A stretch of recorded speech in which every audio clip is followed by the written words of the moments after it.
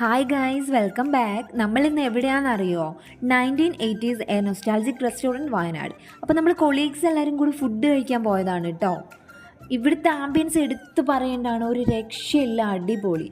ചായപ്പീടിയും പത്തായും ഒക്കെ ഈ റെസ്റ്റോറൻറ്റിന് ഒരു പാർട്ടായിട്ട് അവർ മെയിൻറ്റെയിൻ ചെയ്യുന്നുണ്ട്. അടിപൊളിയാണ്. അപ്പോൾ നമ്മൾ സിറ്റിംഗ് പറഞ്ഞിട്ട് നമ്മൾ വെയിറ്റ് ചെയ്തു കുറച്ച് നേരം. നല്ല റഷ് ഉണ്ടായിരുന്നു. അപ്പോൾ നമ്മുടെ സീറ്റ് റെഡിയായ സമയത്ത് നമ്മൾ ഉള്ളിലേക്ക് കയറിയപ്പോൾ ഇതേപോലെ ഒരു ഫോട്ടോ വാളൊക്കെ ഉണ്ടായിരുന്നു കേട്ടോ. പിന്നെ നമ്മൾ കൈയൊക്കെ കഴുകി അവിടെ നിന്ന് ഒരു മിറർ സെൽഫി ഒക്കെ എടുത്തേ.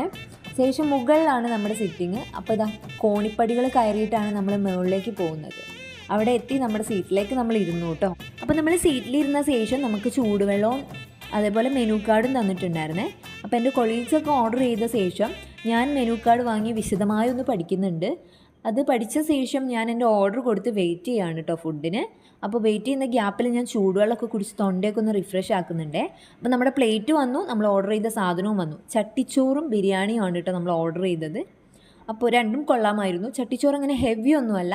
Each items very tasty, yummy, I like it.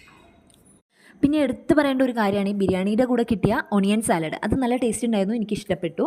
അതേപോലെ എടുത്ത് പറയേണ്ട ഒരു കാര്യം കൂടിയുണ്ട്, ചട്ടിച്ചോറിൻ്റെ കൂടെയുള്ള ബീഫ്.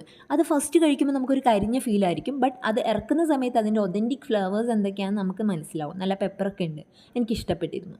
പിന്നെ ബിരിയാണി റൈസ് ട്രൈ ചെയ്യുകയാണെ. റൈസും ചമ്മന്തിയും പപ്പടവും അച്ചാറും ഒക്കെ കൂട്ടിയിട്ട് അങ്ങ് കുഴച്ച് കഴിച്ചു. ഒന്നും പറയാനില്ല, അടിപൊളി. അപ്പോൾ ഇന്ന് അത്രയേ ഉള്ളൂ. ബായ്, സബ്സ്ക്രൈബ് ചെയ്യുക കേട്ടോ.